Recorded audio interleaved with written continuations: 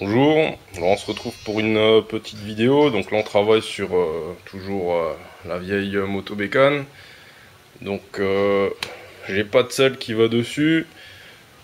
Pour l'instant je peux pas en acheter une. J'ai pas non plus de quoi travailler le métal et faire quelque chose donc en métal.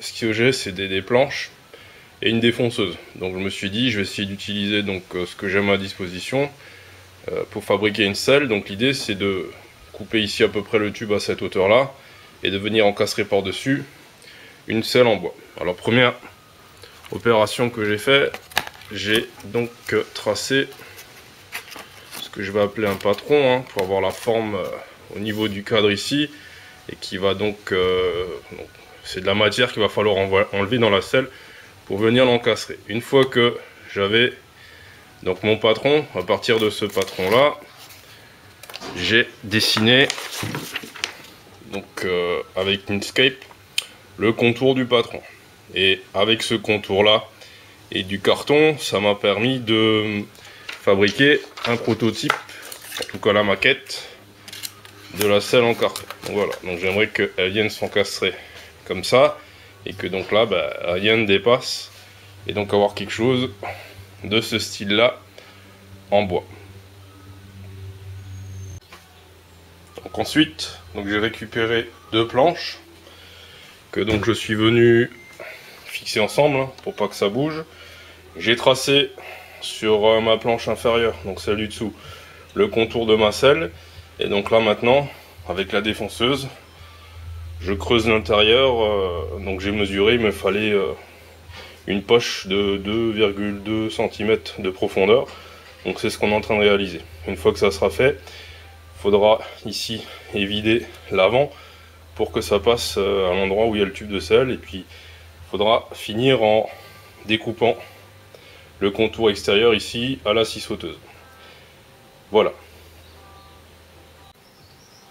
Alors au bout d'une demi-heure de défonceuse, voilà ce que ça donne. On a une poche. Alors de toute façon ça sera en dessous, donc bon, s'il y a des petits défauts c'est pas grave, ils seront pas visibles, sauf si vous vous penchez en dessous. Donc là maintenant on va découper ici un trou à la scie sauteuse pour faire les premiers tests. Donc je vais tronçonner, je vais découper ici, je vais ouvrir ici, et on va positionner déjà pour voir si c'est ok avant de faire le contour de la selle définitivement.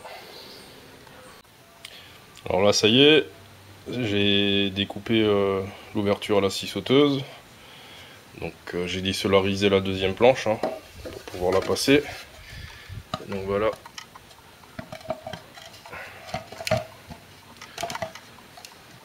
Voilà ce que ça donne pour l'instant. Si on regarde en dessous, on a l'air pas mal. Donc on va garder ça comme ça. On va découper l'ouverture, en tout cas ce qu'il faut dans la deuxième planche là, et on continue.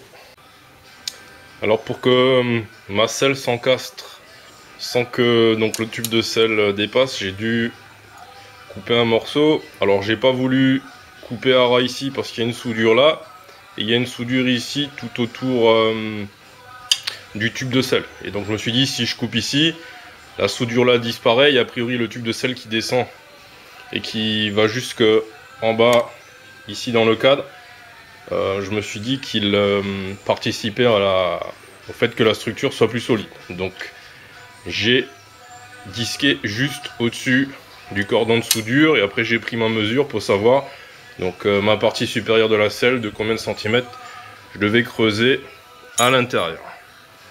Donc voici ici la deuxième partie de la planche. Donc là du coup j'ai refait une poche, mais juste à l'endroit où il y a le tube de selle, et donc j'ai ici 2,2 cm de profondeur, la même chose que sur l'autre planche, donc ce qui me fait en tout une hauteur, un vide de 4,4 cm, sachant que une planche elle fait 2,5 cm d'épaisseur, donc j'ai 5 cm d'épaisseur en tout, et donc j'ai fait une poche de 4,4. Alors voilà, la selle est posée. Donc pour la fixer, j'ai percé 3 trous de diamètre 6 directement dans l'armature du cadre sous la selle. Et donc bon, a priori ça tient. Donc là du coup je vais redémonter. Et donc je vais finir de détourer à la scie sauteuse pour obtenir la forme finale de la selle. Donc là vous voyez les 3 trous que j'ai percés dans le cadre, hein. Alors faites pas comme moi, je suis allé trop vite et je me suis trompé dans la mesure, donc les deux sont pas alignés, hein. Donc bon, pas de grand chose, mais moi chaque fois que je vais le voir, ça va me sauter aux yeux, peut-être pas les autres, donc faites attention, sinon a priori ça a l'air de tenir. Peut-être qu'il aurait mieux fallu décaler un petit peu les 2 trous vers l'avant. On verra à l'usage.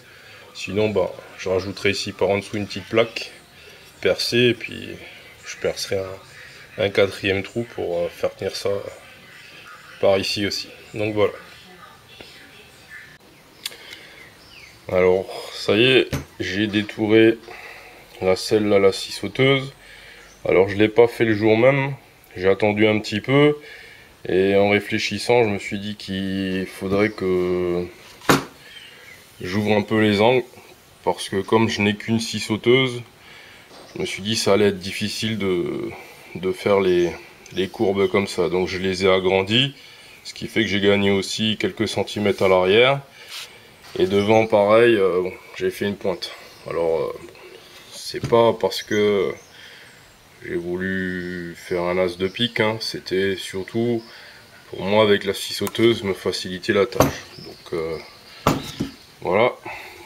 Donc ensuite en termes de finition, j'ai mis un petit coup de machine à poncer, hein, avec du grain fin pour le bois, histoire de lisser un peu et de régulariser ma coupe à la scie sauteuse.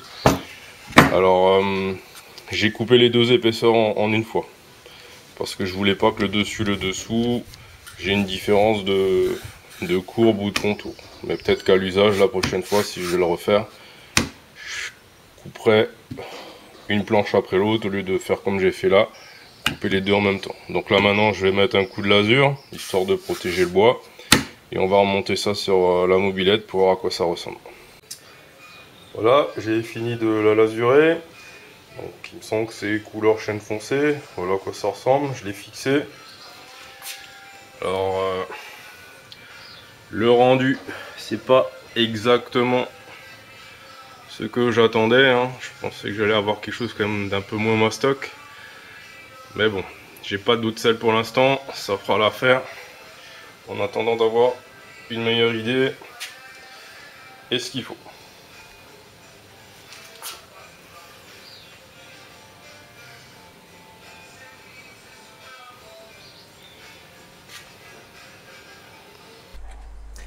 Alors le travail sur la selle n'est pas fini, j'ai commandé un feu arrière donc sous forme de bandeau LED à incruster donc dans la selle au niveau de la face arrière.